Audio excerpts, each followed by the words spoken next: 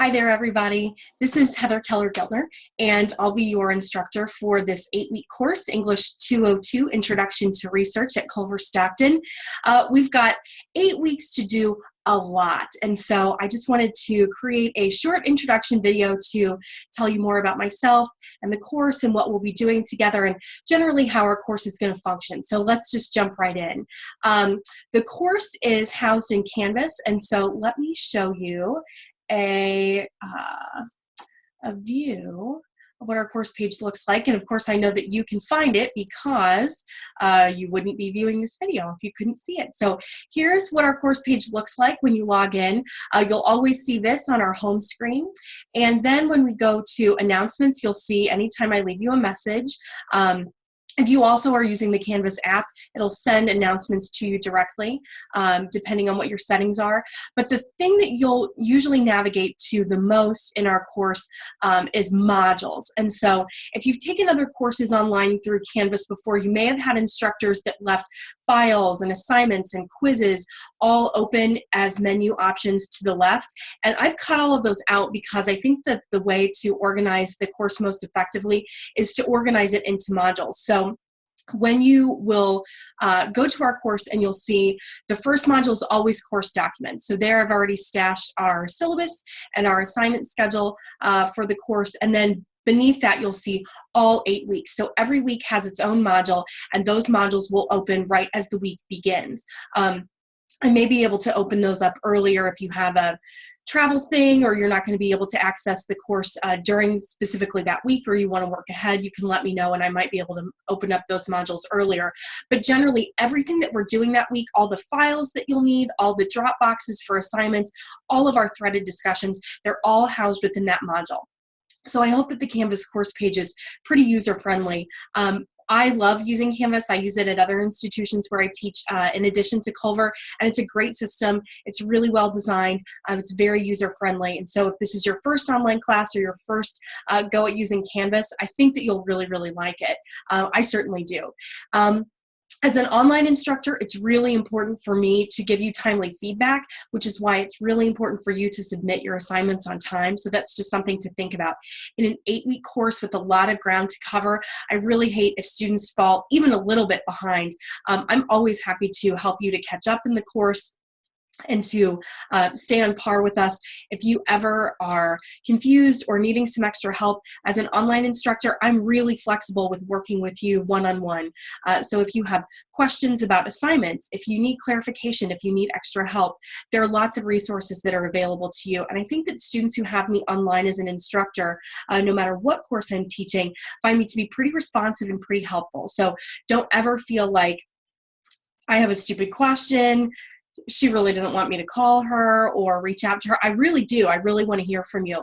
And it's really much easier for me to give you the help that you need at the beginning of a problem or a concern than to let it fester for a couple weeks, because in an 8-week course, we're going to be moving really fast. So if you have questions, concerns, things that you want clarification on, please reach out to me. I make it a real priority to be available to students and to get them very quick feedback. So that's what you can depend on for me. Let's talk a little bit about, now that we've toured the course page, what the syllabus looks like. And I've listed 2 documents, and actually both of them are contained within the syllabus. So you might have seen the assignment schedule. That's also embedded within the course syllabus, which I think is just handy. But you definitely want to print out a copy of the syllabus and the course schedule for yourself and refer to them frequently. Different students, especially in online courses, figure out what method of organization and prioritization works for you. So if you're using a Google Calendar, if you're using an app for productivity, if you're using a calendar, if you're using a to-do list, whatever app you are using, you should be able to go ahead now and plug in all of the deadlines for our assignments, all of the assigned readings. Everything is included in that schedule. There may be a few additional readings that I'll post on the course page that relate to our threaded discussions, but I'll definitely let you know when those are added in, and I'll be really clear about what my expectations are, what assignments I'm wanting you to complete, and when they're all due. I know that students, I've been an online student myself, and so the first thing that you're trying to figure out as you're starting a new course is, who are you and what what do you want me to do, and how do you want me to do that, and when do you want me to turn that in? And so it's really a priority for me to be very clear about what the expectations are, what I'm wanting from you, which is why you'll see that our course modules that I'm creating for you really have a lot of resources. You'll see the same information posted across different places. So you'll see in the assignment schedule the date and time as a deadline for all of the assignments, and you'll also see that repeated and carried over into our Canvas course page. If I also am talking about, if I've posted prompts for specific assignments, you'll also see those deadlines listed there. So there's not just one place to find this information.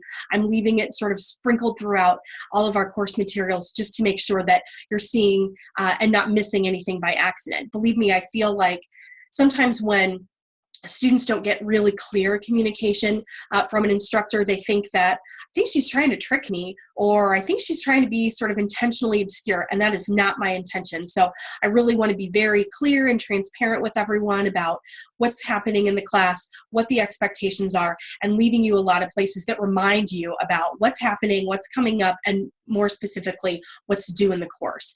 So now let's take a peek at the course page, the course syllabus. I've got it pulled up in front of me, and certainly this is a good item to print out. There's a description of the course on the first page, and then the textbook. And you definitely do need the textbook.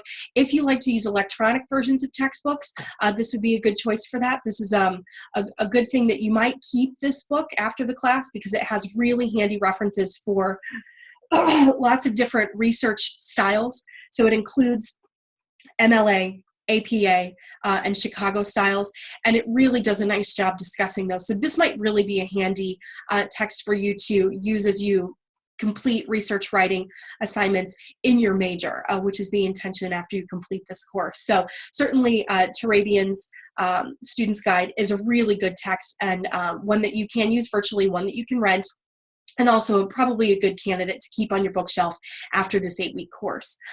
In terms of technical requirements, I really just need for you to be able to have regular access to a computer with internet. Because there are some video lectures, having high-speed internet is certainly advantageous to students. In addition, there is a virtual presentation that's given at the end of the course, and doing that may require that you use a camera and or a microphone. You may have that already built in. If you have a laptop, chances are that you already have a webcam installed and a microphone. So you probably already have these technologies, but I want to let you know up front that you may need them. We go through instructional objectives from page 1 into 2, and we talk about the instructional format of the course. So I'll let you review that on your own. I usually give students a quiz over the syllabus, but because by the time you reach a 200 level class, you understand how a syllabus works and why knowing about the course policies and procedures are important, I trust that you'll take care of that on your own. The things that students are most curious about, we get right to on page 3. How do you grade my progress in this class? How am I assessed? And how does grading function generally? What are the assignments that are going to come due over the next 8 weeks? So I've given you a nice comprehensive list here. We'll be doing a variety of online discussions. We have an introduction and our first researcher roundtable starting this week in week 1, and then we'll have additional online discussions throughout all 8 weeks. We'll have research journal entries, and there are 5 total, and the due dates are listed in the assignment schedule and also on Canvas. As we learn about MLA, we'll complete an activity to test our knowledge of what we learned there, and the same goes for APA. And then the research essay is really the culminating project for the course. And then we follow the research essay with that virtual research symposium that I alluded to when I talked about technological requirements. So if you've not written a research essay before, and you've done scholarly research and you've annotated sources and you've cited academic sources before, don't be worried if this is not your first rodeo. We break the research essay in the course down into smaller parts and really work up to that final draft. And so there are a lot of points that are associated with the research essay because it is the major project of the course. But we start with a topic proposal, and then we gather sources and annotate them and channel them into a working bibliography. Then we draft just a few sections, not a complete draft, just a few pieces of the research essay, and you'll get feedback from me on that to let you know if you're on the right track or how you can improve as you continue to draft. Then you'll have that complete rough draft, and we will spend a week reviewing online for one another those drafts that we've completed. Then we'll have an opportunity to polish up those rough drafts, considering the feedback that we've received from our peers in the review workshop, and we'll submit the final draft. And then the week after, we'll host the virtual research symposium. And then following the symposium, I'll just ask you to briefly and informally reflect on the experience of creating the research essay and participating in the symposium, and that ends the course. So that's the list of assignments. Just because I'm not a super genius math whiz, although I love math, I just want to keep grading nice and streamlined and simple for students. And so there are 1,000 total points that are up for grabs in this course. And so a 100-point assignment is worth 10% of your grade. A 25-point assignment is worth 2.5% of your grade. And so you really should be able to sort of easily gauge the weight of assignments and how important they are compared with others. We have a mixture of both small and major assignments, and they're all important and they all add up. It's really important for students to keep pace with the course and to submit all of the assignments, particularly submitting those on time. So that's a breakdown of the course points. One thing to be aware of is that by the time we get to the draft for the research essay, you have to turn that in. You have to submit both the draft and the final draft in order for that to count. And you cannot complete the course without having completed the research essay. So even if you've done all of the other assignments and you've done them well and would still receive a passing grade, if you don't have the research essay completed, both in the form of a rough draft and a final draft, you cannot pass the course. So that's just something that I want students to be aware of up front. Just like the point system is fairly simple and straightforward, so is the grading process. So we use a 90, 80, 70, 60 scale for letter grades, and so that's outlined here. As an instructor, when we have assignments that you might have a 92.6% on an assignment, and I generally will round that up to the nearest whole percentage, so per that example, 93%. But if you're at 0.4, a decimal point of 0.4 or lower, I'll generally round you down. So if you had an 88.4, that's an 88%. And so for assignments, I will round up or down given where the decimal may indicate, but for the final course grade, there's no rounding of any kind. And that's also something that I think is really important for me to mention as your instructor on day one, is that I don't do that. I'm also not a big extra credit person. So for students that end up with an 87 in the class, don't anticipate that there will be something that you can do in the 11th hour to bump you from the B range to the A range. That's just something that that isn't part of my practice generally. So just know about that up front. And per the example in the syllabus, a final score of 89.9% in the class, since I don't grade for since I don't round for final course grades, is still in the B range. And 89.9 is not a 90. I don't round for final grades, and so your final course grade would be B. And I just want to be very clear about that. It's a hard and fast practice for me in grading. So course participation is super important, particularly because this is a short course. We only have 8 weeks together, and we're working online. And so I'm really gauging the quality of your interactions online based on our discussions and the timeliness and the quality of the assignments that you're submitting. So when you aren't participating, when you aren't logging in, when you aren't involved in our online discussions, it's pretty much the same as if you just didn't show up for class without any explanation for weeks at a time. So be mindful of that and the expectations that you be participating in these class discussions.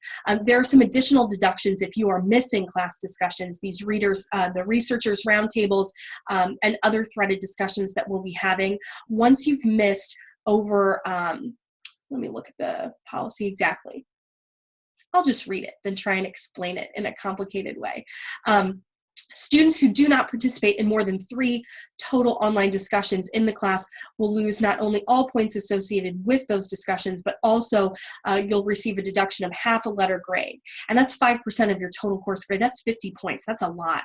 And additionally, 5% deductions will be introduced for every additional missed online discussion. So again, just be aware of that as we move into the course. Below that is academic honesty, and that is a big area that I place a lot of emphasis on, both curricularly in this course as we begin to use research and we integrate the ideas of others into our writing. It's really important that we credit those whose ideas we are borrowing, in whether we are paraphrasing, summarizing, or directly quoting them. And plagiarism as a general behavior is just not something that's going to be tolerated in this class. It's going to be something that I definitely will document. I definitely will forward on to the college's administration, and it will be dealt with.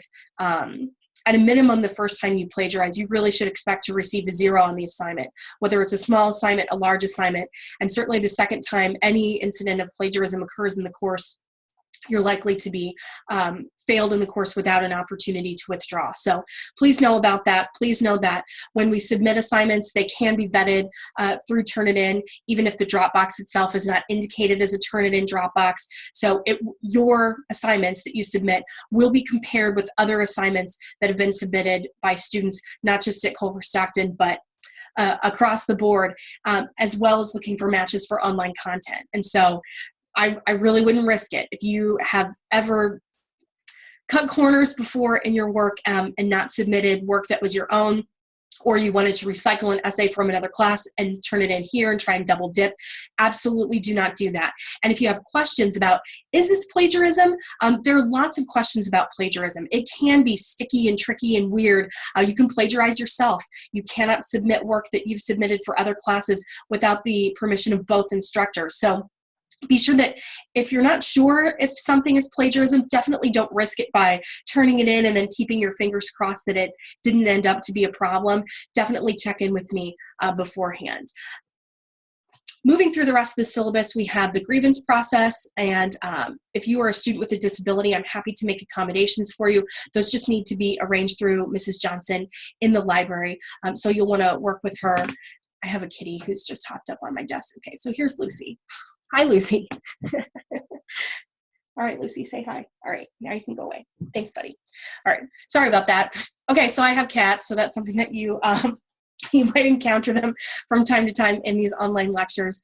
Gosh, she really distracted me. Okay, let's get back to it.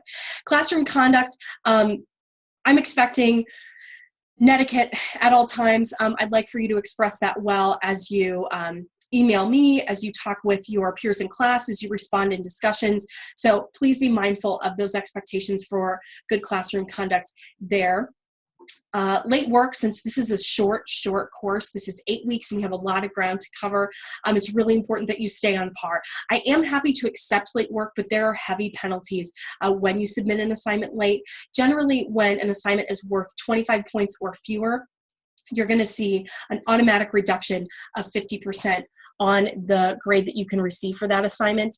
And for major assignments like the research essay, you're going to lose an automatic 20% of the total points available for each day that your assignment is late. And after 4 days, generally you'll see that zeroed out in the grade book, because after 4 days of not submitting an assignment and it being late, generally it's not going to come in anyway. So generally, that's my late work policy. It can vary, and that can be something that we can discuss, but in general, please be prepared to submit all of your assignments on time. And then the last thing in the course syllabus, our schedule and our calendar. This is the exact same document, duplicated from the separate document that I have for assignments. So this is the exact same document as the assignment schedule. It's just copied and pasted into the bottom of the syllabus. And so you'll see again, just like the modules are organized on the course page, we have week 1, 2, 3, and so on and so forth. And I'm outlining not just assignments that are worth points, but also the reading assignments for the course. When I say student's guide, that's our required textbook. So be mindful of that.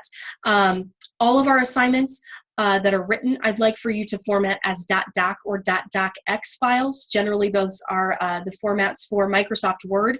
If you're using Pages, if you're using OpenOffice, if you're using Google Docs, you can save your documents in all of those formats. And you'll upload those into Dropboxes through Canvas. And if you do need any help as you figure out how to do that, you can always just email and let me know.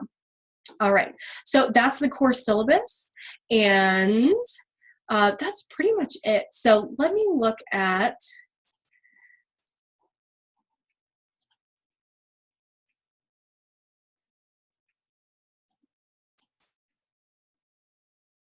I think that's all that I really wanted to go over with you in terms of documents. So what you can expect in the course is, just like I mentioned before, timely response from an instructor. Students that have me online find that I respond to emails very quickly. I will check multiple times a day. My schedule is a little bit different than what a traditional college student's schedule is like. So I'm up at about 4:30 every morning. And so if you've emailed me at 11:30 or midnight, I probably won't see it until I wake up a few hours after you have gone to bed. Or maybe you're just going to bed as I'm getting up. And I also turn in pretty early, but I do check email from my Culver account multiple times a day. So if you have questions, certainly email is a great way to reach me. You can expect timely responses. I like to grade really quickly for online students. And so the research essay will take me a while to grade, but generally, I like to give you feedback within 48 hours of submitting an assignment. That's not typical for seated courses, and some online instructors take longer to provide feedback. But since we're moving quickly, and since it's important that in 8 weeks we really maximize the time that we do have together, that timely feedback is really, really important. So those are two things that you should know about me. In terms of just generally who am I and what's my expertise, I've been teaching college level courses for 4 years now, and generally I'm teaching classes that are housed in English. I've also taught leadership courses. I've taught women's studies courses, and I also teach education courses, but generally I'm teaching English courses, and particularly courses just like this, where students are learning about rhetoric, just introductory English courses, research courses just like this one.